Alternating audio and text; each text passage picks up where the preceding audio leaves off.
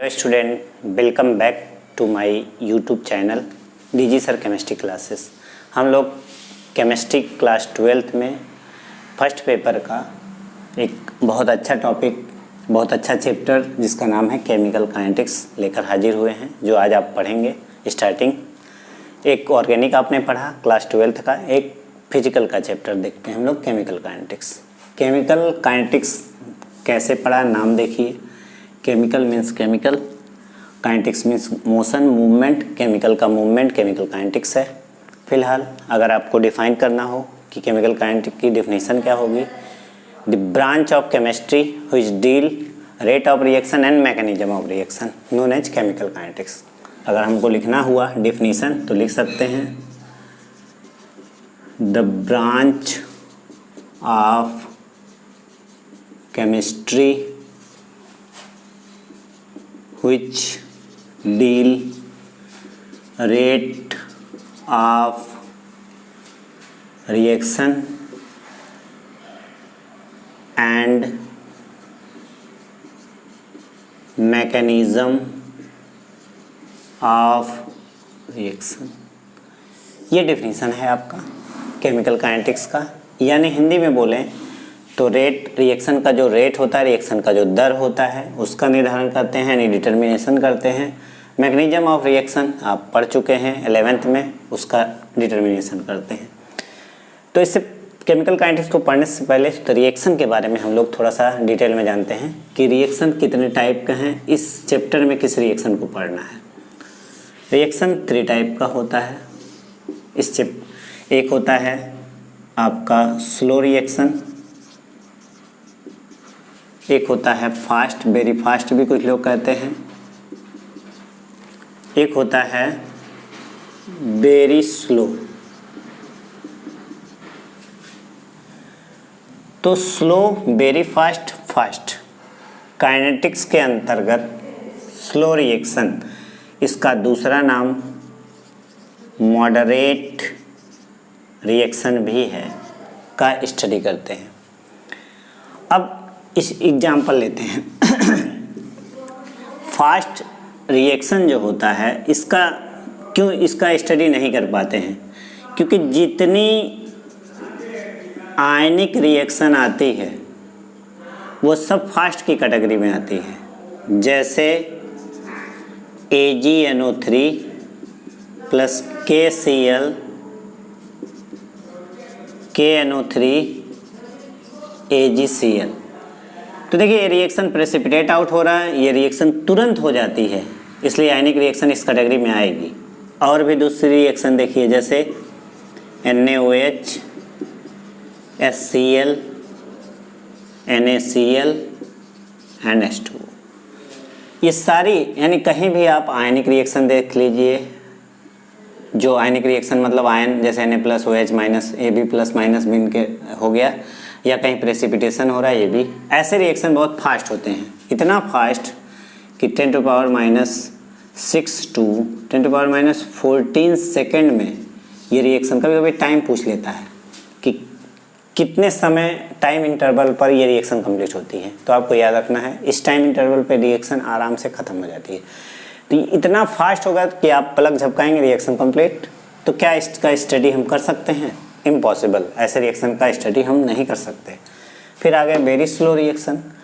तो very slow मतलब कि हो सकता है इस रिएक्शन को होने में 1 मंथ लग जाए, 1 ईयर लग जाए, या मोर देन 1 ईयर लग जाए। उतना समय नहीं है कि एक ही रिएक्शन को लेकर हम स्टडी करें, इसलिए वेरी स्लो रिएक्शन भी हमारे काम का नहीं है। फिर भी हम एक एग्जाम्पल कुछ लेते हैं, जैसे H2 plus half O2 gives out H2O। ये वेरी स्लो कैटेगरी का रिएक्शन है, क्योंकि अगर हम किसी कंटेनर में अगर H2 ले लिए और O2 ले लिए, इसे बंद कर दीजिए और इंतज़ार करते रहिए सालों साल की कंटेनर खोलें और वाटर हमें मिले, पॉसिबल नहीं है। क्योंकि इसके लिए जो कंडीशन होनी चाहिए वो भी देना पड़ेगा, तब भी काफ़ी टाइम लगेगा।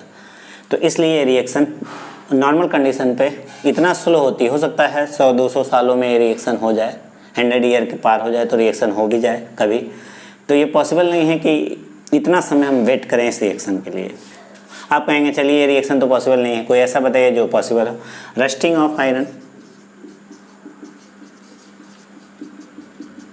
अगर आयरन में रस्टिंग हो रही है तो स्लो होगा, इतना जल्दी तो आयरन नष्ट नहीं होगा, रस्ट नहीं होगा, ख़राब नहीं होगा, बहुत साल लगेंगे उसको ख़राब होने में, इसलिए ये स्लो प्रोसेस में आ जाता है। जो हमें स्टडी करना है मॉडरेट रिएक्शन है, जो इस चैप्टर में पढ़ना है सारे के सारे मॉडरेट रिएक्शन है। फिर भी कुछ रिएक्शन जैसे NH4NO2 का डिकम्पोजिशन, तो N2 + 2H2O गिव्स ये दे देगा, या H2Cl2 gives out 2HCl, gas हैं दोनों।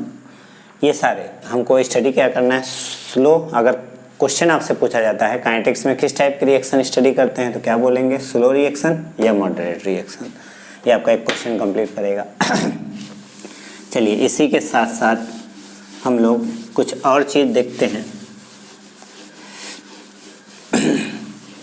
रेट ऑफ रिएक्शन, ठीक है। रेट ऑफ रिएक्शन को मेजर किया जाता है कैसे, उसकी कंसंट्रेशन चेंज से। अगर रिएक्टेंट से कोई प्रोडक्ट बन रहा है, मान लीजिए रिएक्टेंट प्रोडक्ट में कन्वर्ट हो रहा है, तो क्या देखेंगे, इसका कंसंट्रेशन कम होगा, इसका कंसंट्रेशन इंक्रीज करेगा। ये रिएक्शन इधर आ रही है तो इसका घटेगा, इसका बढ़ेगा, तो ऐसे पता चलता है। लेकिन इसका मेजरमेंट कैसे करते हैं, डायलेटोमीटर से। डायलेटोमीटर, जैसे आप जानते हैं बाइक में बनी होती है स्पीडोमीटर, कितनी स्पीड से बाइक चला रहे हैं कौन बताता है, स्पीडोमीटर। सिमिलरली रिएक्शन को मेजरमेंट कौन करता है, डायलेटोमीटर।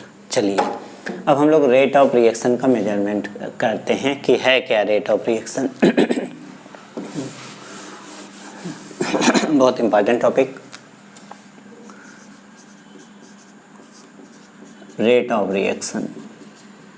होता क्या है रेट ऑफ रिएक्शन, देखिए किसी चीज़ का रेट निकालना हो तो टाइम से डिवाइड कर देते हैं। रिएक्शन का रेट निकालना है, हमने क्या बताया, चेंज इन कंसंट्रेशन लेना है। तो डिफाइन अगर करना हो रेट ऑफ रिएक्शन, तो change in concentration per unit time known as rate of reaction. यानी जो आपका कंसंट्रेशन इकाई समय में जो चेंजिंग होती है उसी को हम लोग क्या बोलते हैं, रेट ऑफ रिएक्शन। तो रेट को दो टाइप से पढ़ा जाता है, एक होता है आपका एवरेज रेट और दूसरा होता है इंस्टैंटेनियस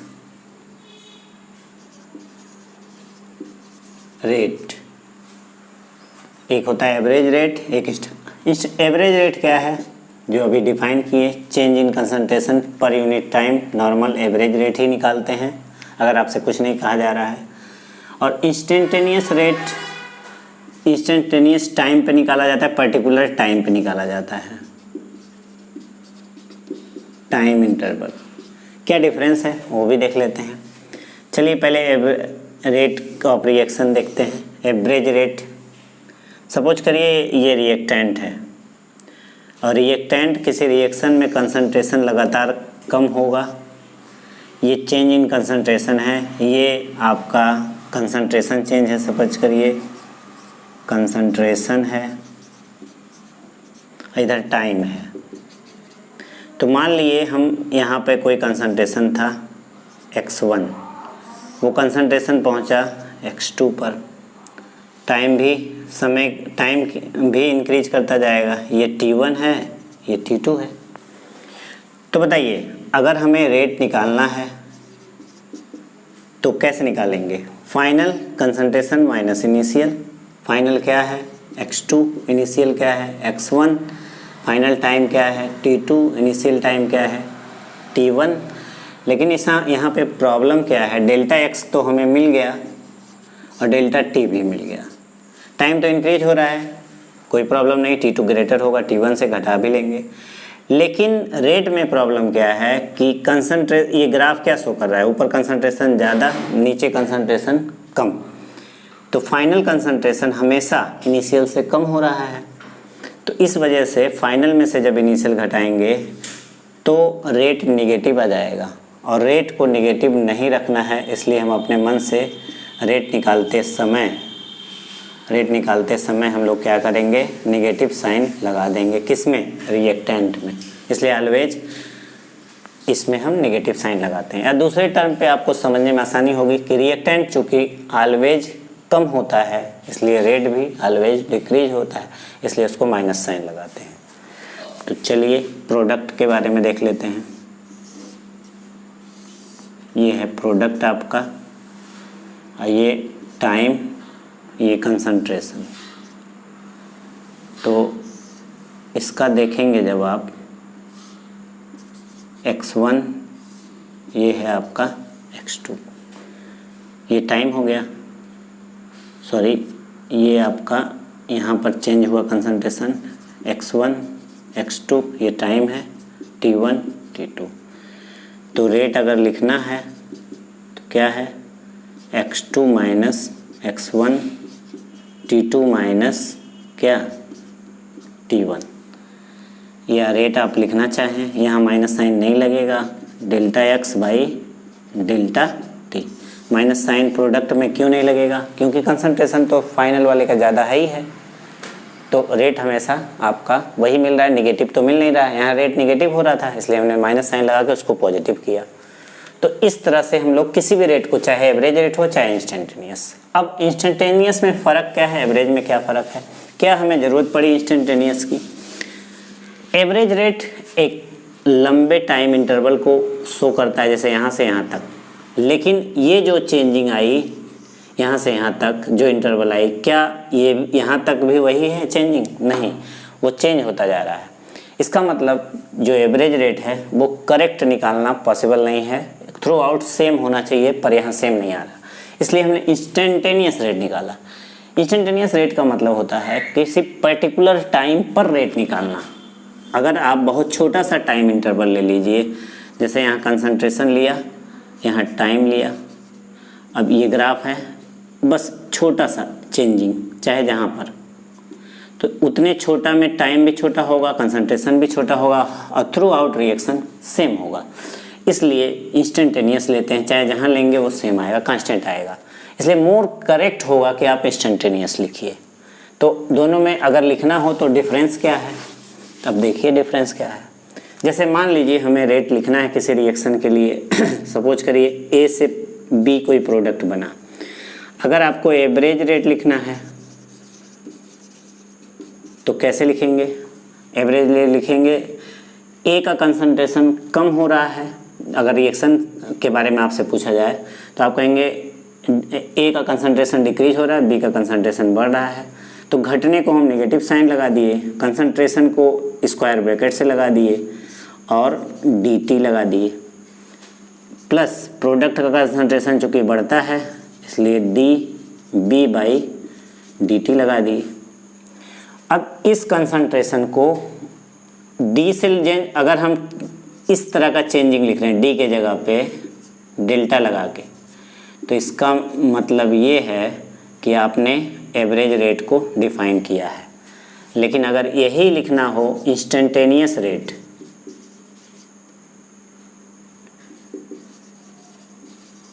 तब क्या होगा, आप d लगा के रिप्रेजेंट करिए, dA बाई dt और dB बाई, तो स्मॉल d का मतलब बहुत छोटा सा टाइम इंटरवल, और मोस्ट करेक्ट होगा कि आप इंस्टेंटेनियस रेट लिखिए। और एवरेज रेट जो होता है, एवरेज रेट बड़े चेंज को शो करता है, इसलिए हमें निकालना हो, बुक वाले तो कुछ भी लिख सकते हैं, हमें निकालना है तो हम लोग इंस्टेंटेनियस रेट को ही लेंगे। चलिए एक दो और रिएक्शन देख लेते हैं। अगर मोल दिया हो तो रेट कैसे लिखते हैं। सपोज करिए मान लीजिए कोई रिएक्शन आपका दे दिया, अमोनिया का ही फार्मेशन है, सपोज करिए N2 plus 3H2 gives out 2NH3, इसके लिए लिखना है। इसके पहले एक एग्जांपल और देखिए, A से 2B। अब हमको अगर एक्सप्लेन करना हो तो क्या बोलेंगे, A डिक्रीज हो रहा है, B इंक्रीज हो रहा है, लेकिन यहाँ मोल इक्वल नहीं है, तो हम कैसे इसको लिखेंगे, रेट dA बाई dt, इसका मोल एक है, कोई बात नहीं, रिएक्टेंट में माइनस साइन लगाते लगाया हमने।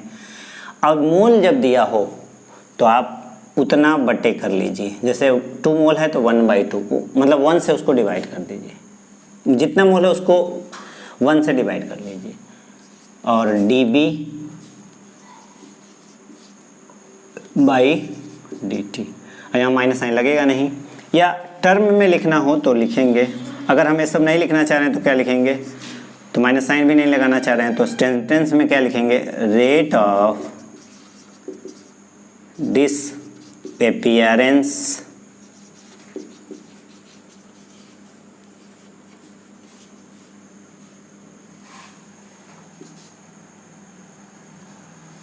of A equal to rate of formation of B। मतलब हिंदी में बोलें तो A के लुप्त होने की दर बराबर B के बनने की दर, लेकिन मूल को वैसे ही लिखना पड़ेगा, बस ये इक्वल हो गया। रेट में एक रिएक्शन को दूसरे रिएक्शन से इक्वल करना ज़रूरी होता है, तो उसके लिए मोल को डिवाइड कर लेते हैं। चलिए ये हो गया सिंपल। अब यहाँ पर भी इक्वल है नहीं, इक्वल ना होता तो मोल को कुछ करने की ज़रूरत नहीं होती। रिएक्टेंट को ऑलवेज माइनस लिखना है, प्रोडक्ट को पॉजिटिव लिखना है, मोल को डिवाइड कर देना है। चलिए इसका लिखना है हमें रेट, तो क्या लिखेंगे, dN2/dt माइनस साइन, फिर ये भी तो रिएक्टेंट है, dS2/dt equal two plus sign, product तो प्लस में ही होगा, dNS3/dt। मतलब किसी भी रिएक्शन को हम इस तरह से लिख सकते हैं। तो अगर आपको इससे न्यूमेरिकल पूछ रहा है, किसी को किसी के इक्वल कर दीजिए, जैसे इसमें रिलेशन पूछ रहा है तो इसके बारे में पूछ रहा है तो ये इसके इक्वल कर दीजिए, इससे रिलेशन तो ये इसके इक्वल कर दीजिए। इस तरह से आप क्वेश्चन को कर सकते हैं। जैसे हम एक क्वेश्चन इस पर करते हैं, बहुत इम्पॉर्टेंट कंपटीशन का क्वेश्चन है, क्वेश्चन भी हम लिख दे रहे हैं। क्वेश्चन कर रहा है for the reaction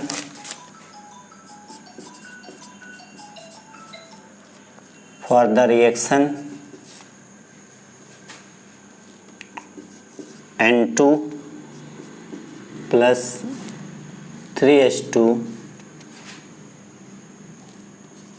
2NS3 rate of disappearance of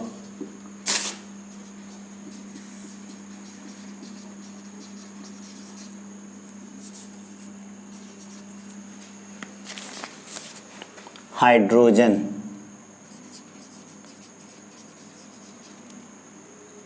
is 3.6 into 10 to power minus 3 mole liter inverse second inverse, then rate of formation of